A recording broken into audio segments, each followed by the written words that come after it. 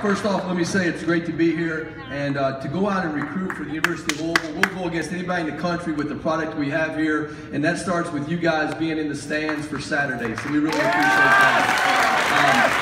The first guy here, London Iakopo, he's from Long Beach City College.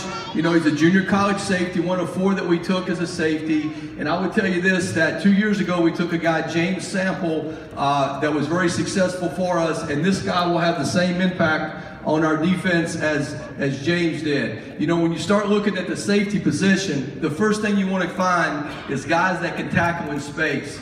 You know, offenses try to get the ball in space to guys, so we want to work to get guys that can tackle in space and do a lot of things. So the first thing we're going to look at here is a guy that's playing in the deep part of the field, but he can accelerate and burst and close to the runner, okay, and get him on the ground in space. So anytime you get guys that can play in the deep part of the field and they can close and accelerate in space and tackle one-on-one, those are the kind of guys you're going to get and you're going to like. The next thing is you want to have guys that can feel the alley.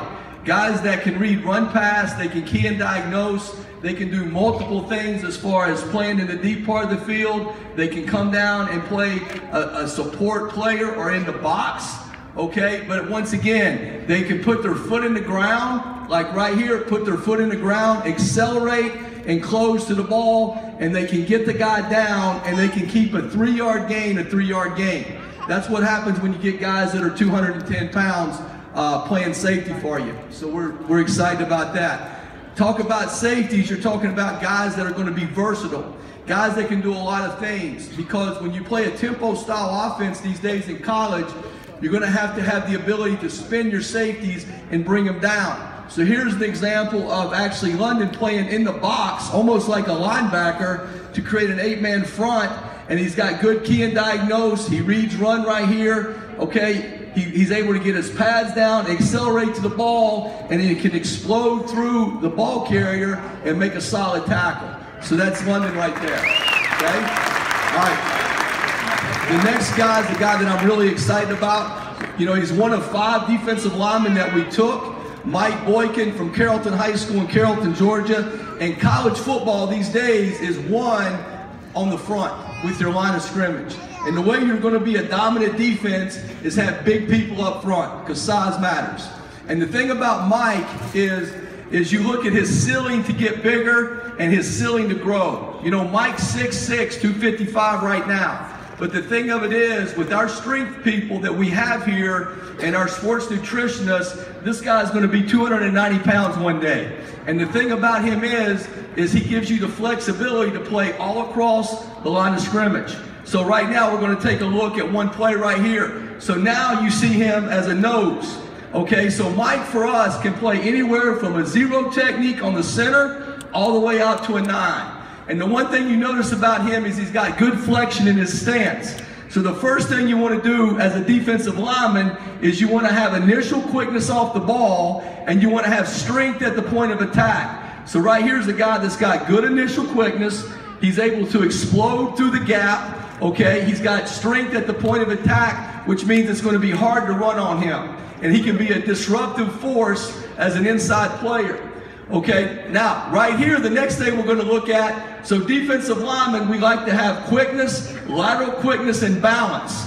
And what I mean by balance is when you watch their tape, they stay on their feet. They don't get on the ground. So right here is an example of Mike with good lateral quickness. He's able to stay on his feet, get down the line, and make a play.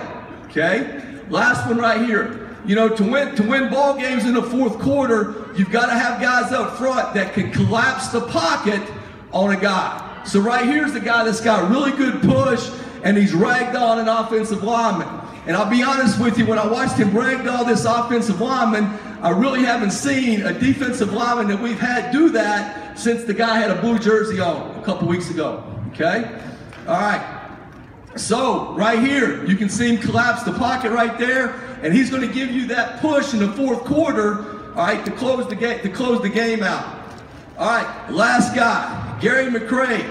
Okay, Gary is from Randolph-Clay High School. Okay, he actually signed last year with the University of Georgia, but knew he wasn't going to qualify. So he went ahead and went to East Mississippi Community College in the spring, and he will now graduate in June with his degree. Gary's the guy that could have played for anybody in the country. He actually played basketball in high school and averaged 18 points a game as well as 10 rebounds. He's 6'4", 250, very athletic. Now the thing about our outside backers is we want to get guys that can set the edge of a defense.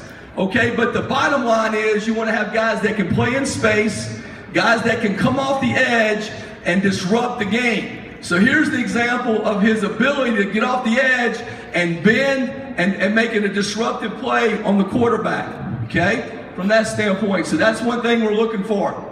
All right, next one right here. You know, when we have a guy that's 250 pounds coming off the edge, okay, he's going to have explosive power. So the one thing about Gary, if you get him a free shot at the quarterback, you better make sure that your number 2 guy gets reps in practice, okay, because he's not going to last very long, okay? So Gary's the guy that is very disruptive, and he's the guy that can affect the game, okay, coming off the edge, okay? Now, this last play, when we go to evaluate outside edge rushers, the one thing we want to look at is their ability to bend and run. So as you watch Gary right here, you can see how he bends. Okay, you see the angle of his body. So what that means is he has the ability to bend around the edge and accelerate to the quarterback. So you got to be really athletic to do that. So the combination of his ability to set the edge, to come off the ball and bend and accelerate is a guy that's going to be really good for us. Okay, Colby, you're up.